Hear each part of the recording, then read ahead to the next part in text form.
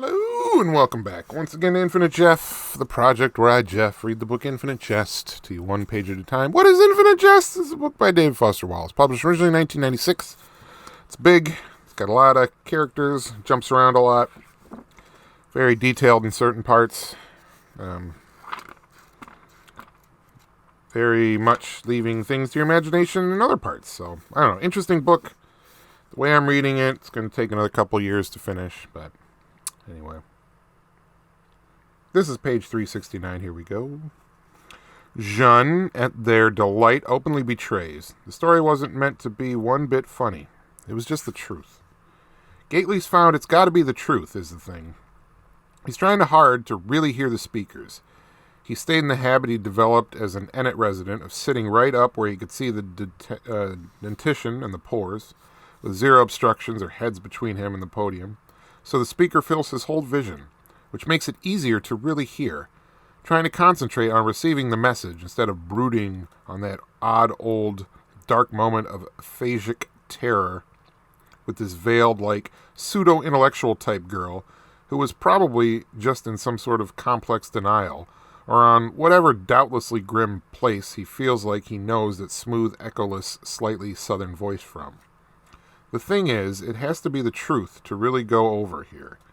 It can't be a calculated crowd pleaser, and it has to be the truth unslanted, unfortified, and maximally unironic. An ironist in a Boston AA meeting is a witch in church. Irony-free zone. Same with sly, disingenuous, manipulative pseudo-sincerity. Sincerity with an ulterior motive is something these tough, ravaged people know and fear. All of them trained to remember the coyly sincere, ironic, self-presenting fortifications they'd had to construct in order to carry on out there, under the ceaseless neon bottle.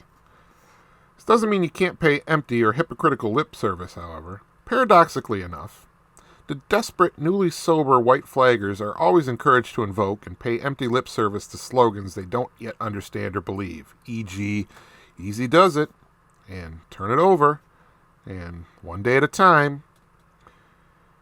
It's called Fake It Till You Make It itself, an often invoked slogan.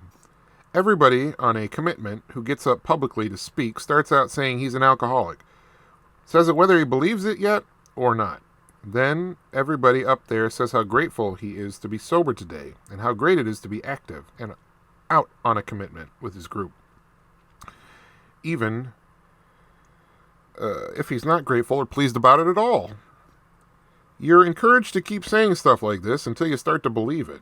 Just like if you ask somebody with serious sober time how long you'll have to keep schlepping to all these goddamn meetings, he'll smile with that infuriating smile and tell you just until you start to want to go to all the goddamn meetings.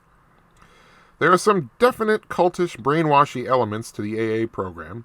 The term program itself resonates darkly for those who fear getting brainwashed. And Gately tries to be candid with the residents re this issue. But also he shrugs and tells them that by the end of his oral narcotics and burglary careers, he'd sort of decided the old brain needed a good scrub and soak anyway. He says he pretty much held his brain out and told Pat Montesian and Gene M. to go ahead and wash away. But he tells his residents he's thinking now that the program might be more like deprogramming than actual washing, considering the psychic job the disease's spider has done on all of them. Gately's most marked progress in turning his life around in sobriety, besides the fact that we just finished page number 369, which is 300 and nice. You know, like a sex position. Like the 69 sex position where the two partners will lay with their each other's heads pointed at the other one's genitals, and then they'll, orally manipulate them with their mouths or whatever. Hands, maybe. But it's called a 69 because it kind of resembles the numerals of 69. And so when you hear it, you're obligated as a man in this country to say nice. Have a good night.